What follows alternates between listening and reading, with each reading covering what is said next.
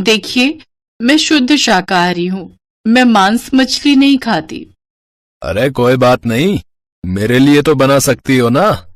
मैंने कभी बनाई नहीं है, लेकिन मैं कोशिश करूंगी। लेकिन सुहाग रात के अगले दिन पुनीत की माँ का देहांत हो गया था। माँ की वजह से इस नल्ले पुनीत को पाल रहा था, अब इसे घर से निकालने का वक्त आ गया है। सही कहा, काम वाम कुछ आता तो है नहीं इसे, फालतू में पैसे लेता है बस।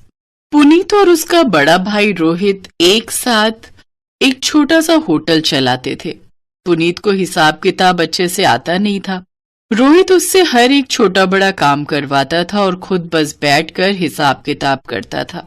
वो अपने भाई को हिस्सेदारी से निकालना चाहता था, लेकिन उनकी माँ की वजह से ये हो नहीं पा रहा था। लेकिन अब माँ नहीं रही। पुनीत, चल अपना सामान ले और निकल जा इस घर से। निकल जाऊं? लेकिन कहाँ जाऊंगा भैया? अरे मुझे क्या पता, जहां मर्जी चला जा, लेकिन इस घर में तुझे और तेरी बीवी को जगह नहीं मिलेगी, समझा? मंजू ने रोते हुए अपनी जेठानी का पैर पकड़ लिया। दया कीजिए दीदी, मेरी अभी अभी शादी हुई है, मैं कहाँ जाऊंगी? इस बैल बुद्धि से शादी ही क्यों की? इसके दिमाग में गोबर है गोबर, कुछ काम धंधा आता नहीं है इसे। फालतू में हर महीने पैसा मिलता है इसे, लेकिन और नहीं। निकल जाओ यहाँ से। रोहित और शीतल ने मिलकर पुनीत और मंजू को घर से निकाल दिया। शीतल ने बस अपने लिए कुछ साड़ी ले ली और खाना बनाने के लिए उसे बस एक हांडी और एक चम्मच मिला। दीदी, एक हांडी और एक चम्मच से मैं खाना कैसे बनाऊंगी? साथ में और कुछ तो दे दो। अरे जा जा, ऐसा क्या बनाएगी तू? इतने सारे बर्तन लगेंगे, खाना तो तुझे सूखे चावल ही है, इसमें ही हो जाएगा। एक हांडी में क्या क्या बन सकता है ये शायद शीतल को पता होता, तब शायद वो हांडी भी ना देती। जो भी मिला उसे समेटकर पुनीत और मंजू नए घर की तलाश में निकल गए। मंजू, माफ कर दो मुझे, मेरी वजह से शादी के बाद ही तुझे ये सब सहना पड़ रहा है। इसमें आपकी क्या गलती है जी? आपको कैसे पता होता कि आपका बड़ा भाई और भाभी ये सब करने वाले हैं? असल में बचपन से ही मैं बाल बुद्धि हूँ। मैं पढ़ाई लिखाई में अच्छा नहीं था। भैया हमेशा मुझे डांटते थे। सिर्फ माँ मुझसे प्यार करती थी। माँ की वजह से ही सब कुछ सही चल रहा था। कोई बात नहीं जी, अब मैं आ गई हूँ ना, अब सब कुछ ठीक हो जाएगा। कैसे ठीक होगा मंजू? न मेरे पास पैसे हैं और न ही घर। हम कहाँ रहेंगे? क्यों? फुटपाथ पर कितने सारे लोग रहते हैं, हम भी रहेंगे। और पैसा कहाँ से आएगा? अभी हम भीख मांगेंगे, बाद में देखा जाएगा। मंजू ने फुटपाथ पर लकड़ी और अपनी साड़ियों से एक तंबू जैसा बना लिया और उसी के अंदर दोनों रहने लगे। अगले दिन पति पत्नी भीख मांगने लगे। भगवान के नाम पे कुछ दे दो, भगवान तुम्हारा भला करेगा। हम बहुत गरीब हैं साहब, पैसे दे दो साहब। लेकिन दोनों जवान पति पत्नी को देखकर लोग बोलने लगे, ये देखो देखो इन्हें, इनको बस मुफ्त का खाना चाहिए। हाथ पैर सब कुछ ठीक ठाक चल रहा है। अरे भाई, कोई काम क्यों नहीं करता तो है? हमें काम कौन देगा साहब, आप देंगे? नहीं नहीं, मेरे पास काम नहीं है, लेकिन काम तो कहीं भी मिल जाएगा। बोलने के लिए तो बहुत कुछ बोला जा सकता है, लेकिन असली वक्त पर सभी कट लेते हैं। वो आदमी भी वहां से चला गया। लेकिन मंजू और पुनीत को अपना पेट भरना था। पास ही में बंटी नाम का 15 साल का लड़का भीख मांगता था। उससे मंजू और पुनीत की दोस्ती हो गई। बंटी कभी पाव तो कभी रोटी लाकर मंजू और पुनीत को खिलाने लगा। भाई, ऐसे ही कोई भीख नहीं देता, उसके लिए एक्टिंग करनी पड़ती है, एक्टिंग। अच्छा, वो कैसे? कभी लंगड़ा होने की एक्टिंग करो तो कभी अंधे होने की। मैं तो यही करता हूँ। पुनीत को यह आइडिया अच्छा लगा। अगले दिन पुनीत बंटी के साथ अंधा बनकर भीख मांगने गया और आज उसे पूरे 400 रुपए भीख में मिले। मंजू खुश हो गई। अरे बंटी, तुझ में तो बहुत अकल है, तेरी वजह से आज हमें इतना पैसा मिला। बोल तुझे क्या खाना है? मैंने बहुत दिनों से चिकन नहीं खाया। हाँ, मैंने भी बहुत दिनों से चिकन नहीं खाया। मैं चिकन लाता हूँ। लेकिन कढ़ाई नहीं है। अच्छा ठीक है, ले आइए, मैं कुछ जुगाड़ करती हूँ। पुनीत 1 किलो चिकन ले आया और मंजू लकड़ियों के चूल्हे पर हांडी चढ़ा देती है और उसने उसमें चिकन डाल दिया। हांडी में चिकन कैसे बनेगा? पता नहीं, कोशिश करती हूँ। और कुछ है भी तो नहीं। मंजू ने उसी के अंदर अदरक, लहसुन, नमक और सरसों का तेल, हल्दी और मिर्च डालकर अच्छे से मिला दिया और धीमी आंच पर पकाने लगी। घंटों भर चिकन पकने के बाद मंजू ने हांडी का ढक्कन खोला और उसमें से इतनी अच्छी स्मेल आई कि मंजू के मुंह में भी पानी आ गया। अरे वाह, मैंने जिंदगी में पहली बार चिकन बनाया है। स्मेल तो बढ़िया लग रही है। आज खा के भी देख लो मंजू, वैसे भी और कुछ नहीं है। मंजू ने जल्दी जल्दी चावल पकाया और तीनों ने मिलकर हांडी में बना हुआ चिकन खाया। अरे वाह, टेस्ट भी तो बढ़िया है। हाँ मंजू चाची, आपने क्या चिकन बनाया है? ऐसा चिकन मैंने कभी नहीं खाया। मैं भी।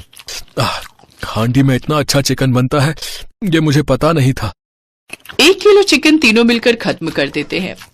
मंजू चाची, आपने इतना अच्छा हांडी चिकन बनाया है, आप यही हांडी चिकन बेचते क्यों नहीं हो? अरे हाँ, ये तो तुमने सही कहा। लोग एक ही तरह का चिकन खाते खाते बोर हो गए। लोगों को ये हांडी चिकन बहुत पसंद आएगा, लेकिन उसके लिए भी तो पैसों की जरूरत है। बड़ी हांडी चाहिए, चूल्हे के लिए लकड़ी चाहिए, बर्तन चाहिए, कम से कम 10,000 रुपए की जरूरत है। कहाँ से आएगा पैसा? मैं दूंगा ना, भीख मांग मांग कर बिजनेस करने के लिए कुछ पैसे इकट्ठे किए हैं मैंने, इसी व्यापार में लगा देता हूँ पैसा। आप मुझे पार्टनर बना लेना। अगले ही दिन से मंजू ने हांडी चिकन बनाना शुरू कर दिया। हांडी चिकन की स्मेल से ही लोग आने लगे। मंजू फुटपाथ पर बैठकर हांडी चिकन बनाने लगी। बंटी और पुनीत लोगों को खिलाने लगे। इसी तरह वो दुकान फुटपाथ हांडी चिकन के नाम से फेमस हो गई। जिस आदमी ने पुनीत और मंजू को कुछ काम करने की सलाह दी थी, वो एक दिन खाने आया और हांडी चिकन खाकर उसने बहुत तारीफ की। अरे वाह, तुम लोगों ने तो कमाल कर दिया भाई, है? बहुत स्वादिष्ट चिकन था ये। वाह। इसी तरह 1 साल के अंदर उन लोगों ने दुकान खड़ा कर दी। बंटी उन दोनों के साथ ही रहने लगा। उधर रोहित के होटल में धंधा बंद होने की कगार पर आ गया, क्योंकि पुनीत ही सारा काम संभालता था। सभी कस्टमर के साथ अच्छा बर्ताव करके उन्हें खुश रखता था, लेकिन रोहित वो नहीं कर पाया और होटल बंद हो गया। और 1 साल बाद पुनीत ने उस होटल को भी खरीद लिया और इसी तरह हांडी चिकन बेचकर पुनीत, मंजू और बंटी अमीर हो गए और खुशी खुशी जीवन बिताने लगे।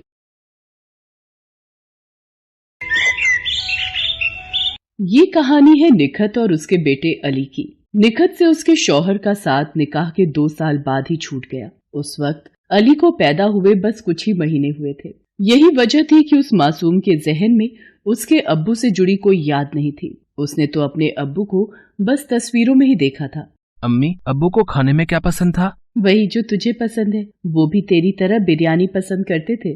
अच्छा, फिर तो वो आपसे हर रोज बिरयानी बनाने को बोलते होंगे, जैसे मैं बोलता हूँ। नहीं, वो मुझसे नहीं कहते थे, बल्कि वो तो खुद हर रोज बिरयानी बनाया करते थे, खुद भी खाते थे और सबको खिलाते थे। क्या मतलब, अब्बू को खाना बनाने का शौक था क्या? हाँ, बहुत ही ज्यादा। उनका यही शौक देखकर तो तेरे दादू ने उन्हें ये ठेला खरीद कर दिया था। तेरे अब्बू बड़े ही मन से घर पर बिरयानी बनाते थे और फिर इसी ठेले पर रखकर पास वाले नुक्कड़ पर बिरयानी बेचा करते थे। वो वक्त ही कुछ और था। वो चाहे जितनी बड़ी देग बना ले, कभी बिरयानी बचती नहीं थी। इतना स्वाद था उनके हाथों में। अच्छा, तो इसका मतलब तुमने भी अब्बू से ही सीखा होगा बिरयानी बनाना, है ना? हाँ, मैं उनकी मदद करती थी, पर बनाते हमेशा वही थे। लेकिन अब तो मुझे ही बनानी होगी ना। अम्मी, उदास मत हो। आप एक बात बताओ, जब अब्बू बिरयानी बेचा करते थे तो आप ऐसा क्यों नहीं करती? ये खेती करके तो हम पेट भर कर खा भी नहीं पाते। अगर आप भी बिरयानी बनाकर बेचोगी तो मुझे हर रोज बिरयानी खाने को भी मिलेगी। बेटा, ये सब इतना आसान नहीं है। तेरे अब्बू ने अपनी मेहनत से काम जमा लिया था। उनकी कमाई लागत से कहीं ज्यादा थी, लेकिन अब उनके जाने के बाद हमारे हालात अच्छे नहीं है। बेटा, तू ही बता, पूरे दिन के रोजे के बाद इफ्तारी तक का इंतजाम तो अच्छे से हो नहीं पाता, तो बेचने के लिए बिरयानी कहाँ से बनाऊं मैं? तो इसका मतलब मुझे बिरयानी खाने को नहीं मिलेगी। अम्मी, अब मन कर रहा है। अमूमन अली अपनी अम्मी से किसी चीज को लेकर जिद नहीं करता था। उस दिन भी उसने जिद नहीं की, लेकिन उसकी नम आंखों ने निखत को बता दिया था कि उसका बिरयानी खाने का कितना मन है। अली नमाज पढ़ने मस्जिद चला गया और निखत के हाथ भी दुआ के लिए उठ गए। या खुदा, ऐसा इम्तिहान ना ले, अपने बच्चे की बिरयानी खाने की ख्वाहिश भी पूरी ना कर सकूं। इतना मजबूर तो ना बना। निखत अपनी मजबूरी पर रो रही थी, तभी दरवाजे पर किसी ने दस्तक दी। अस्सलाम वालेकुम। वालेकुम अस्सलाम। जी आप? मैं असलम हूँ। आपके पड़ोस में जो खान साहब रहते हैं, मैं उनका रिश्तेदार हूँ। कुछ काम से आया था, पर यहाँ तो ताला लगा हुआ है। आपको कुछ पता है क्या? जी खान साहब, वो तो अब यहाँ नहीं रहते। पिछले महीने शहर चले गए। यहाँ का मकान भी बेचने वाले हैं शायद। आपको बताया नहीं उन्होंने? वो दरअसल मुझसे खान साहब का फोन नंबर कहीं गुम हो गया, इसलिए बात नहीं हो सकी। लेकिन ये तो गड़बड़ हो गई। खान साहब से जरूरी काम तो था ही। सोचा था कि इफ्तार और मगरिब की नमाज भी उनकी यहाँ ही पढ़ लूंगा, पर अब कैसे होगा। कुछ ही देर में इफ्तार का वक्त हो जाएगा। अब यहाँ आसपास कोई ढाबा या होटल वगैरह है क्या? जी नहीं, यहाँ तो ऐसा कुछ भी नहीं है, बस राशन और गोश्त की दुकान ही है। ये तो मुसीबत हो गई। अब क्या किया जाए? देखिए भाईजान, अगर आप मुझे गलत ना समझे तो मैं आपसे कुछ कहूँ। हाँ कहिए ना। ये मेरी बदनसीबी ही है कि मैं चाहकर भी आपको इफ्तार का न्योता नहीं दे पा रही हूँ। असल में मेरी माली हालत मुझे इसकी इजाजत नहीं दे रही, तो अगर आप मेरी कुछ मदद कर दें तो मैं भी आपकी मदद कर सकती हूँ। असलम को निखत की बात समझ आ गई थी। उसने फौरन अपनी जेब से कुछ पैसे निकालकर निखत की तरफ बढ़ा दिए और बोला, ये लो बहन, इतने में हो जाएगा ना? जी भाईजान, बहुत अच्छे से हो जाएगा, बहुत बहुत शुक्रिया आपका। अरे नहीं नहीं, शुक्रिया तो मुझे आपको कहना चाहिए। मैं ऐसा करता हूँ, यहीं बाहर इंतजार करता हूँ। अगर आपको कुछ मदद चाहिए हो तो बताइएगा। नहीं नहीं, मैं सब कर लूंगी, आप आराम करें। इसी के साथ असलम निखत के घर के बाहर ही एक पेड़ की छांव में बैठ जाता है और निखत फौरन इफ्तार की तैयारी में लग जाती है। ये तो काफी पैसे हैं, इनमें तो इफ्तार के साथ साथ बिरयानी भी बन जाएगी। या अल्लाह, आज मेरा बच्चा बिरयानी खाएगा, जरूर खाएगा। निखत फौरन जाकर पास की दुकान से राशन और गोश्त खरीद कर ले आती है, साथ ही इफ्तारी के लिए कुछ फल भी। फिर उसने बड़े ही मन से बिरयानी बनाई, ठीक वैसे जैसे अब्बास बनाया करता था। कुछ ही देर में अली घर वापस आ गया। अम्मी, आप बिरयानी बना रही हो क्या सच में? इतनी बढ़िया खुशबू। अम्मी बताओ ना, ये बिरयानी की खुशबू ही है ना? हाँ, बिरयानी ही है। तेरा इतना मन था खाने का तो बना दी मैंने। लेकिन अम्मी, ये सामान कहाँ से आया? निखत अली को सब कुछ बताती है। अली फौरन जाकर असलम से मिलता है और उसे शुक्रिया कहता है। फिर शाम के वक्त सभी एक साथ इफ्तार करते हैं। अच्छा बहन, अब चलता हूँ। इफ्तार के लिए बहुत बहुत शुक्रिया। रुकिए भाईजान, मैंने बिरयानी बनाई है। आपने जो पैसे दिए थे उन्हीं से इफ्तार का इंतजाम भी हो गया और बिरयानी का भी, वो भी खाकर जाइए। नहीं नहीं बहन, अभी तो इफ्तारी की है, मैं खाना कुछ देर रुककर खाता हूँ। भाईजान, थोड़ी सी चख तो लीजिए। अच्छा ठीक है, चखने भर को ले आइए फिर। निखत फौरन रसोई में जाकर असलम और अली के लिए बिरयानी लेकर आती है। असलम जैसे ही बिरयानी का एक निवाला चखता है, उसके चेहरे के हाव भाव ही बदल जाते हैं। बहन, बिरयानी बहुत ही लजीज है, अब थोड़ी और मिलेगी क्या? हाँ अम्मी, मुझे भी और चाहिए। बस अभी लेकर आई। निखत खुशी खुशी असलम और अली दोनों को पेट भर बिरयानी खिलाती है। उसे ऐसा करने में बहुत ही खुशी हो रही थी। सोचा न था कि इतनी सारी बिरयानी खा जाऊंगा मैं। बहन सच में आपके हाथों में तो गजब का स्वाद है। मैंने बड़े से बड़े होटल में बिरयानी खाई है, लेकिन ऐसा स्वाद आज तक नहीं चखा। जी बहुत बहुत शुक्रिया भाईजान। असल में बिरयानी बनाने का ये खास तरीका मैंने अपने शौहर से सीखा है। उनका बिरयानी बनाने का ही काम था। उनकी बिरयानी उनके नाम बिका करती थी तब, अब्बास बिरयानी। अच्छा, मैंने खान साहब से इस नाम के बारे में बहुत सुना है। वो बहुत तारीफ किया करते थे आपके शौहर की और उनके हाथों के स्वाद की। वैसे हैं कहाँ आपके शौहर? कहीं बाहर गए हैं क्या? अब्बू बहुत दूर चले गए हैं, अल्लाह ताला ने उन्हें अपने पास बुला लिया। इतना कहकर अली अपनी अम्मी से लिपट कर रोने लगा। असलम को अब सारी बात समझ आ गई थी। फिर कुछ देर सोचने के बाद उसने अपने सूटकेस से पूरे 50,000 रुपए बाहर निकाले। ये लो बहन, ये रख लो।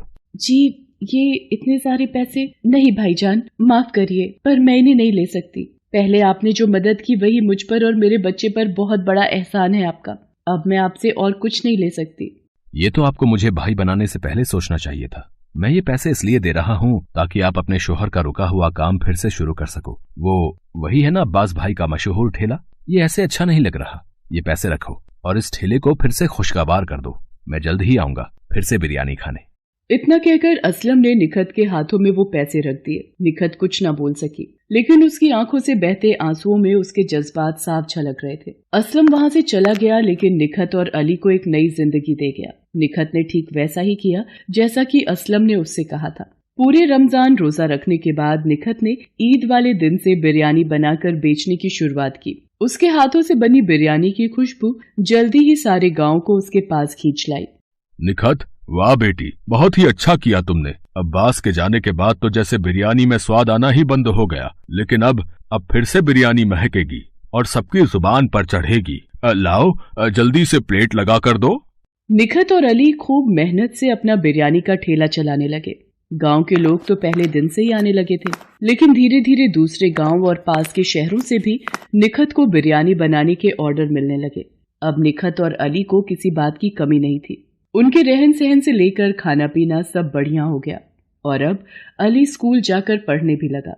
निखत का ठेला जल्दी ही नामी होटल में बदल गया। अस्सलाम वालेकुम, कैसी हो बहन? अरे भाईजान आप।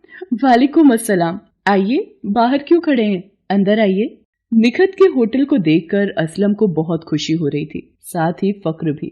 बहन सच में मान गया आपको। इतने कम वक्त में आपने क्या से क्या कर दिखाया, वो भी इतनी छोटी सी रकम से। नहीं भाईजान, ना वो रकम छोटी थी और ना ही आपकी मदद। आपकी दुआ और अल्लाह ताला की नेमत से हुआ है ये सब। मैंने तो बस अपना काम किया है। आइए, बिरयानी तैयार है, आप नोश फरमाइए, मैं बस अभी आई। वाह बहन, बिल्कुल वही स्वाद और बेहतरीन। अल्लाह आपको ऐसी ही बरकत दे। शुक्रिया भाईजान। अब ये लीजिए, ये आपकी अमानत मैंने संभाल कर रखी हुई थी। ये क्या बहन, ये पैसे लौटाकर मुझे पराया मत करो। नहीं भाईजान, आप कभी पराये हो ही नहीं सकते। मैं ये पैसे आपको लौटा नहीं रही हूँ, बल्कि इसलिए दे रही हूँ ताकि इनकी मदद से आप फिर किसी बहन की जिंदगी बदल सके और अल्लाह की रहमत सब पर यूं ही बरसती रहे। असलम निखत की तरफ देखकर मुस्कुरा दिया और उन पैसों को लेकर फिर से निकल पड़ा किसी नई निखत और अली की तलाश।